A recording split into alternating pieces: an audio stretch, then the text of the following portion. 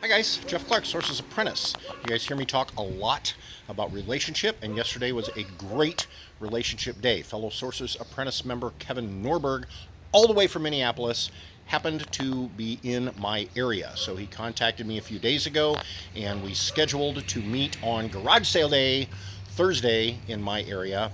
Maybe not in yours, but around here, garage sales always start on Thursday. So Kevin and I met in the morning. We had breakfast. He treated me to a great lunch, and we had a wonderful time garage sailing all day long. Let me show you what we got.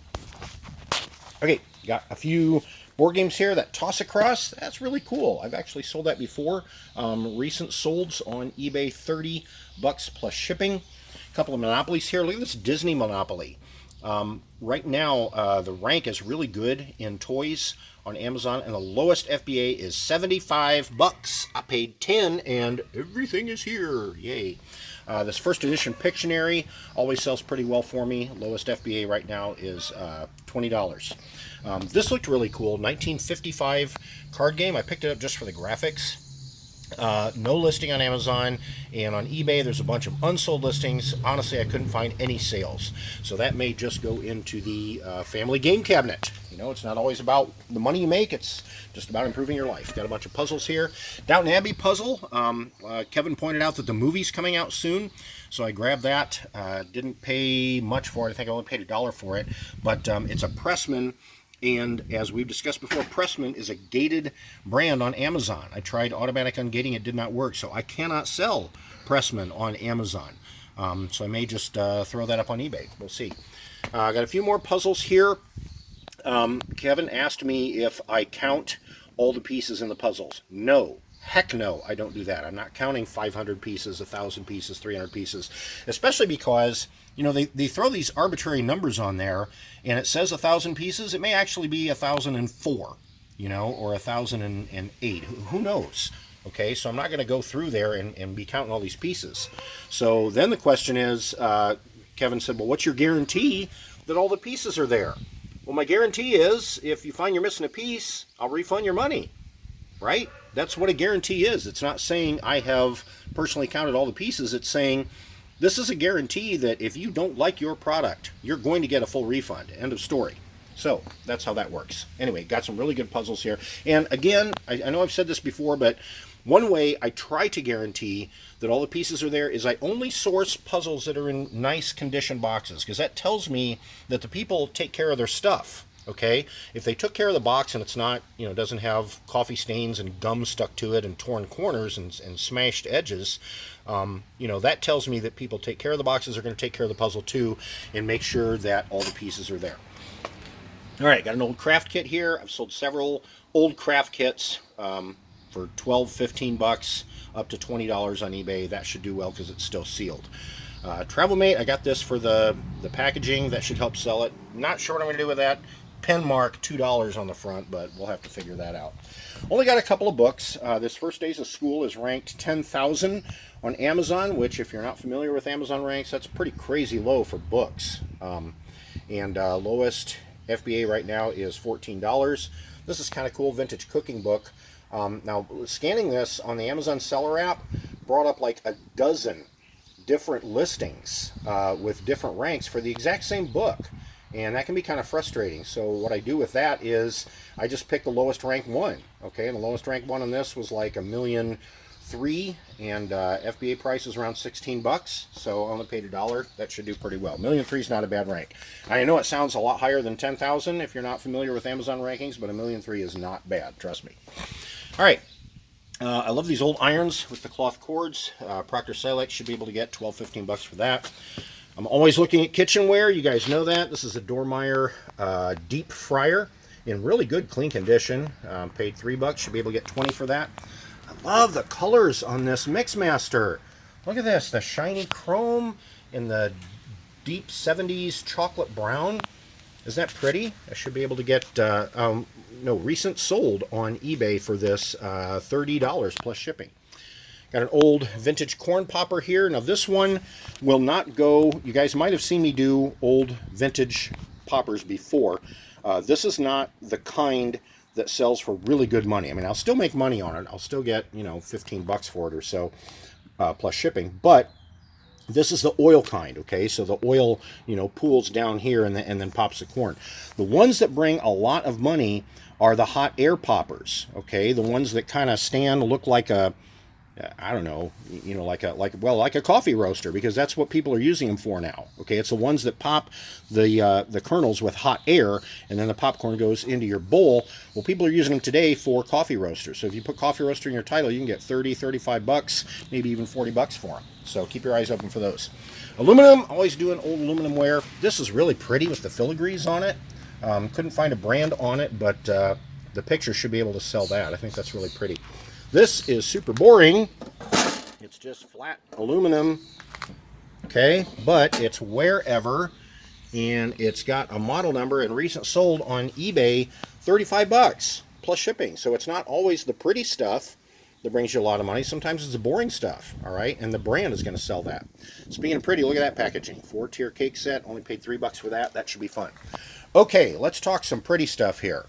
My goodness, we went to one estate sale that just had, first of all, the house stunk, okay? So it was not very pleasant to be in there, but every room had tables and tables full of junk, and some of the junk was really pretty. I mean, look at this enamelware, okay? One thing I'm looking for when I look at vintage kitchen stuff is the construction, okay? If it's got like plastic handles, I'm probably not interested, okay? Because that dates it much later. But this older stuff here, the enamel, this has got wood handles, some glass, actual glass in the lid. There's no branding on these, but again, those are really pretty. I'm going to let my eBay lister decide how to do these, whether she wants to do them individually or maybe just put them together as a set. Okay, that'll be fun. This is a Comet, another brand name. It's not very pretty, not very flashy, but I've sold these Comets before. They always do really well. Again, wood handle, vintage glass in the lid. This should bring about 30 bucks plus shipping. This is Pyrex. Always look for vintage Pyrex. This one doesn't have a great sales history, but I still should be able to get about 10 bucks plus shipping for it, and only paid $2. This is really pretty. This is made in Italy. Vintage orange pitcher. It's metal. It's got the white enamel on the inside. Only paid $5 for that. This set really caught my eye. How beautiful is this? Paid $7 for the set. I don't even know what to call it. Creamer with teapot maybe. It's kind of an Aladdin's lamp look. And the shiny gold on here is actually, check it out, guaranteed 24 karat gold. So, $7, I thought that was a good risk. I have no idea what I can get for those, but again, I'm going to let my lister figure it out because she likes doing that kind of stuff. Thank you, Benina, I appreciate you. So, found this cake carrier here. It was only $3. Recent video, I told you guys I've sold several cake carriers in the past for 20, 25, 35 bucks. This one has a really neat design and a neat vintage color, and again, a glass knob. And the lady chased me down. She said, because I was in another room, I took this up to the table where I had my stack, and went to another room, and she chased me down, and she said, I think I've got another one of these. Do you want to see it? Yes, ma'am, I'll see it. So she brings this gorgeous thing out. Look at those colors and the beautiful flowers. Oh my gosh. And again, it's only $4. She said, do you want this? Yes, ma'am, I do. Throw it in there. So that was pretty cool. Got a couple of cake carriers there. Mickey Mouse Wilton. Can't leave Mickey sitting there. He's only 50 cents. Surprisingly, this does not have a good price on Amazon. It's only like 10 bucks. But, Wilton, Mickey, I thought that was a good risk to take. Speaking of risk, anytime I see this as seen on TV, I always double check these because a lot of those as seen on TV products are restricted brands on Amazon. This one surprisingly was not, so I paid $2 for that. It's in brand new condition. I'll be able to sell it for $25. Chip and dip set, touchdown chip and dip set. This has a rank and it has 0 sellers on Amazon. That is one of my absolute favorite scenarios. So I will throw this up there and just kind of make up a high price and it'll go. Genie digital picture frame. Sold this exact frame before for 35 bucks. I only paid $8 for that. This was a whole bundle that she sold me for 10 bucks, and I was unfamiliar with this kind of stuff. I really don't know Garmin's, okay, but this particular Garmin has a sold listing on eBay in used condition for 20 plus shipping. This is some kind of fish finder thing, apparently. And it has sold listings on eBay for $30 plus shipping. Only paid $10 for the whole bundle. And this back here is a transducer for the Humminbird. I don't know what transducer means. But anyway, this has a rank, a really, really good rank in wireless on Amazon, and no sellers. So again, I get to make up my own price. Yay. Grabbed a couple of printers here. Plug them in, see if they work. This one back here, the Brother HL1240, has all the accessories and manual and crap with it. I paid 10 bucks for this, I think, and the rank is 500 in office products on Amazon. That is stupid low. That will sell within 5 minutes of hitting the warehouse. I will wrap this all in bubble wrap. I may even throw it in a box and put my FNSKU sticker on the box. Lowest price, first of all, yeah, super low rank, no FBA sellers. Lowest merchant fulfilled price is 75 bucks. So heck yeah, I'll pay 10 bucks for your printer. Thank you very much. The Logitech subwoofer there. This surprised me. In fact, this surprised both of us. Kevin and I walked right by this because we thought it was just a computer monitor. And the lady said, she saw me putting some of the electronics, on the table. She said, "Did you see that TV in there?" So I went back in looking for a TV. I didn't see one. I said, "No, ma'am, I think somebody must have bought it." So she walked in there with me. She pointed this out. Well, it actually is a self-contained TV. It's not just a monitor, but they've got, all the, everything is contained right here. So paid 20 bucks for that, and that has pretty decent rank on Amazon. Lowest new price is 80 bucks, and there's no used. So I should be able to throw it up there for 60, and that should go pretty well. A DVD CD player here that doesn't have a great sales history. May have been a bad buy. If it is, I'll just sell the remote, remote sell. Okay, here's a few surprises. Paid $2 for a vintage Brownie camera. Several unsold listings on eBay that will probably go to my daughter. She's a professional photographer and she has a collection of vintage cameras, so I'll probably just give that to her. Grab an NES cartridge here, rank on Amazon, very low FBA prices. That will probably just go to Goodwill.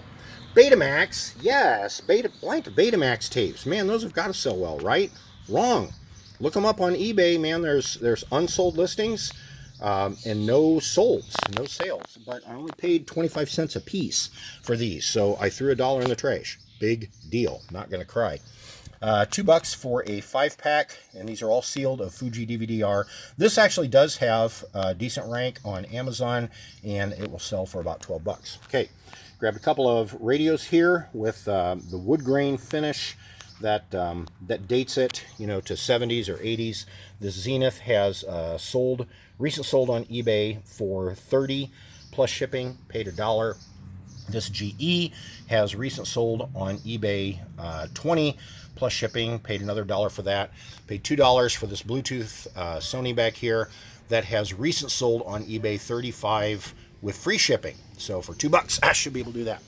Okay, I lumped this all together because they were all lumped together at the garage sale. Okay, now they were priced individually. It was like $5 on this and $5 on something else, $2 on something else. But that tells me, since these are all on a table and they're kind of thrown together like this and they've got low prices on them, what does that tell me about the seller? That tells me she just wants to get rid of her crap, right? So rather than stand there and look up each individual item and the model number, I just said, "Ma'am, what do you do for me if I take the whole table?" She said, "Give me 10 bucks. So I got all this stuff for 10 bucks.